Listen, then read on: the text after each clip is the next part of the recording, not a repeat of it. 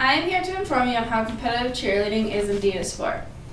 Some of you are unfamiliar with the sport, and some of you probably know how fast it's growing. I started competitive cheerleading when I was 12 years old. At this time, it was unheard of and shocking to a lot of people, especially here in the Midwest. Competitive cheerleading has grown so fast. Almost all people know about it and is the hot trending new activity for all girls of all ages. Competitive cheerleading is a 3-minute routine where girls and even boys will dance, cheer, tumble, jump, and stunt. All of these have to be done at a correct millisecond. One wrong move and your whole routine is shot. An average team practices 8 hours a week to fine-tune this perfect and energetic, emotional, and adrenaline 3-minute show. In fact, it has been proven that cheerleading is the most dangerous sport known to man. Every year, 16,000 cheerleaders sustain injuries, some even being fatal. These injuries are not broken nails nor a twisted knee, but more along the lines of a fractured neck. You may think that this is a line of bull because all they do is jump and clap around. But you are so wrong. Cheerleaders are flying through the air, twisting and flipping, which puts their life in great danger. It actually has been proven that it is more dangerous than being hit at a full-speed football player. A football player could get hit at 1,800 pounds of force, compared to a cheerleader who could be thrown up the air, and while twisting and flipping, she could land wrong and hit the ground from 18 feet in the air, is equivalent to 2,000 pounds of force, 200 pounds more than a football player. An accident like this is very fatal.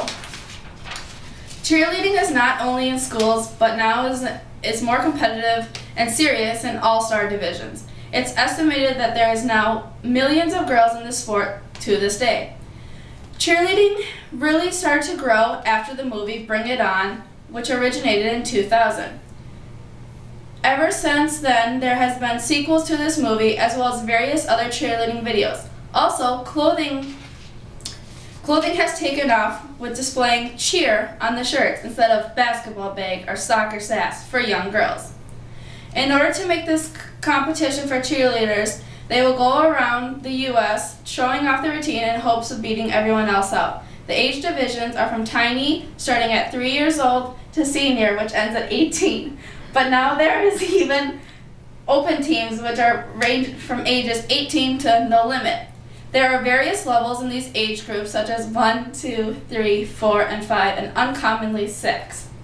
The higher the number, the more elite the routine is. The age and level of the squad determines how much practice time. But for someone like me, I ended my cheerleading career on a level 4-5 senior team. We practiced from about 10 hours a week. The girls on my team consisted of ages 13 through 18. Our placement on the team was due to how we performed at tryouts, how good we are at each individual area. Our tumbling needed to be elite, our stunting needed to be phenomenal, and our dance needed to scream, sass, and diva. Our cheer needed to be precise. We were in competition for placement on that team every day. We had to be our best. In order to get to the best competitions, we had to travel because cheerleading was not too popular in the Midwest. We would do a couple of local competitions just to prepare ourselves on the big ones down south. Our local competitors would be placed in Wisconsin, Illinois, Minnesota, and Indiana. We would travel to Texas, Las Vegas, Florida, and Mississippi, and North Carolina to receive the real competition. We would compete up against 13 squads, and you'd be scored out of usually a perfect score of 10. And every single millipoint counted. You all were a team. If one person failed to perform, your whole team would feel the pain. A normal cheerleading pass for a level 5 cheerleader would be a round-up back handspring, back tuck, layout, double full, back handspring, back, double back, and triple full. After one completed this many flips and maneuvers through the air, the audience would be amazed. A stunt would be a group of 2 people lifting a girl in the air. She would flip and land in their extended hands, usually standing on one leg while doing some kind of trick with the other. All in all, people are foolish to not think that competitive cheerleading is a sport. It is more of a sport, if you ask me, than any other one, and ESPN agrees.